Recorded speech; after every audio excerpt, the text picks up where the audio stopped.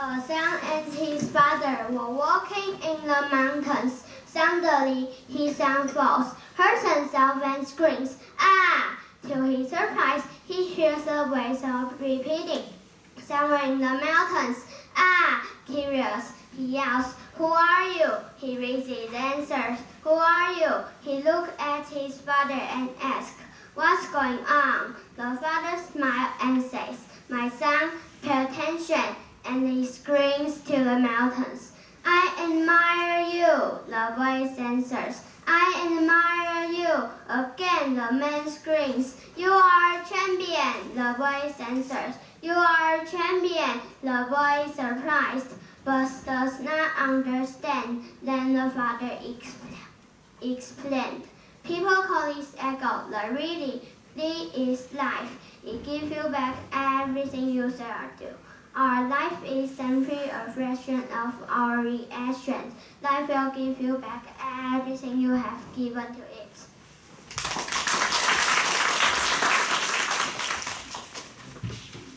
The trees and the lions. Once there was a jungle which has many lions. One day, two trees who were friends were talking. The first tree said, "These lions are dangerous. We have to save our jungle from them. They must be driven out of this jungle." "Yes," said the other tree. An old tree who was listening said, "They might be dangerous, but these trees are keeping us safe from woodcutters." But the two friends decided to scare the lions away.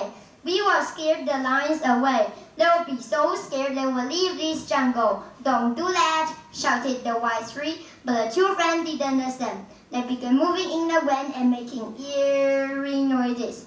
All the other lions in the forest were scared. All the lions fled the jungle. "Ha! Now we can enjoy some fresh air," they said. One day a woodcutter came to the forest. Now there is no fear of the dangerous lions. Soon there came other woodcutters. A little later, the two chief friends were brought down by woodcutters' axe. Day by day, more and more trees were destroyed by many woodcutters.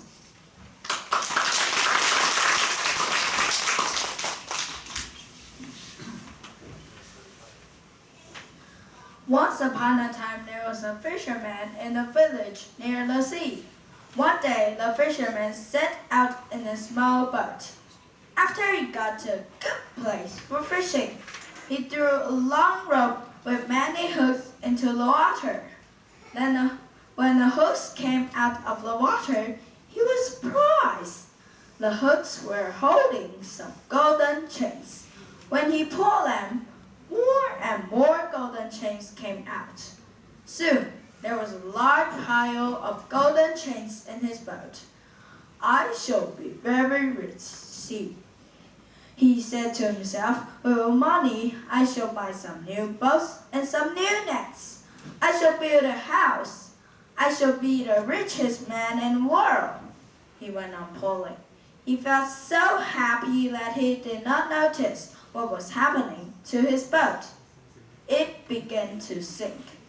He lost not only all the golden chains, but also his boat and his life.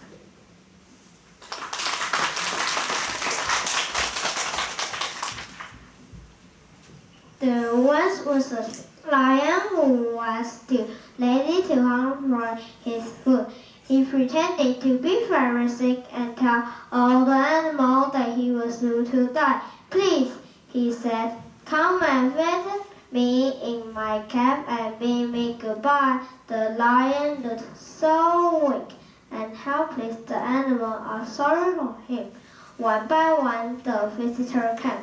One by one the lion and all of them. When Fox arrived to pay his last respects, he stopped in front of the cave entrance and looked closely at the ground. "Come in quickly, I'm dying," cried the sly lion. "No way," said the fox, who was very clever.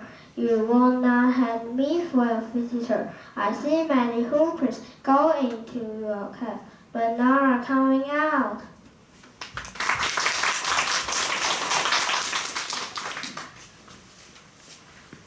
Right after Jack's wedding, his wife's mother came to live with them. She was not an easy woman to live with. She was always complaining and never seemed to stop talking. Zack knew his wife would not listen to any criticism of her mother. She is my mother, she said. I must respect her and so must you. As the month passed, Zack became more and more unhappy. If only he thought there were some ways of stopping his mother-in-law from talking all the time. Then one day she was ill. She complained, of course. She was hot, she was cold, her leg ached, her head ached. She couldn't eat, she couldn't sleep. At last, Zack sent for the doctor. The doctor arrived. He examined her and then put the thermometer in her mouth. He wanted to take her temperature. Sit quietly, he said, and don't open your mouth. Zack watched with surprise as his mother-in-law lay in bed with a thermometer in her mouth and her mouth closed. For the first time since his wedding, could not hear his mother-in-law's voice. He walked up to the doctor, pointed at the thermometer, and whispered to the doctor's ear, "How much did you want for that thing? Thank you."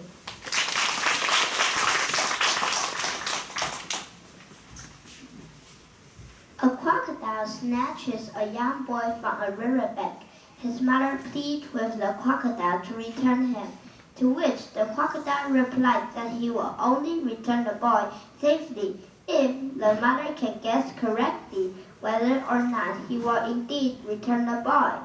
There is no problem if the mother guesses that the crocodile will return him. If she is right, he is returned. If she is wrong, the crocodile keeps him. If she answers that the crocodile will not return him, however, we end up with a paradox.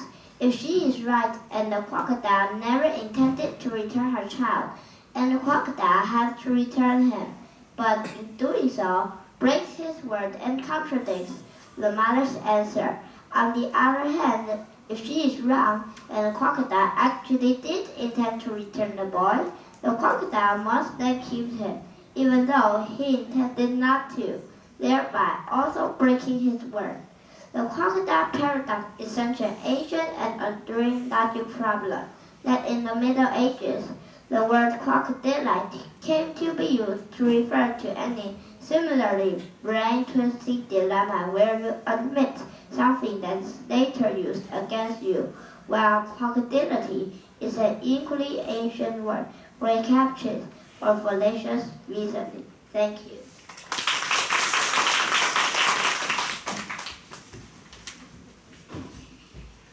The Tricky Judge. Once upon a time, two cats were arguing for love of a branch on the street.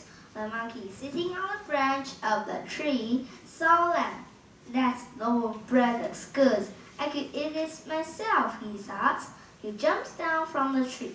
My dear friends, let me divide the loaf into two, asked the monkey. The two cats asked him to be the judge and divided it so for them.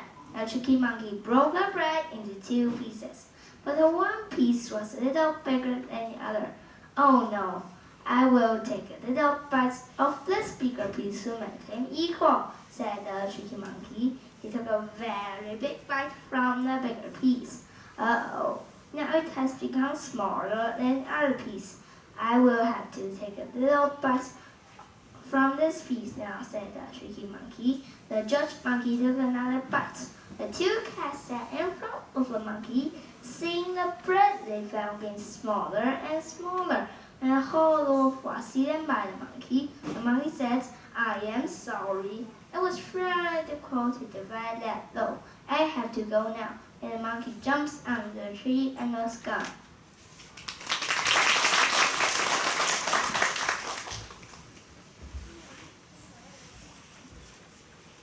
Little girls went to school every day by taxi. One day, one of the girls said, "There's a test this morning. Let's get to said, "Here, be angry." Then thought for a moment. Then one of them said, "Let's kill him." Then our taxi had flat tire. "A good idea," the other girl said. When they arrived at school, the test was finished. "Why are you late?" the teacher asked. "Our taxi had flat tire," one of the girls said. The teacher thought for a moment. Then he said, "Sit down. One of you in each corner of the room."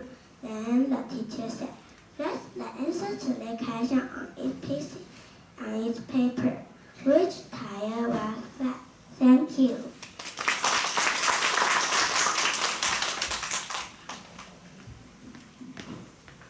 Vikram was a valiant king.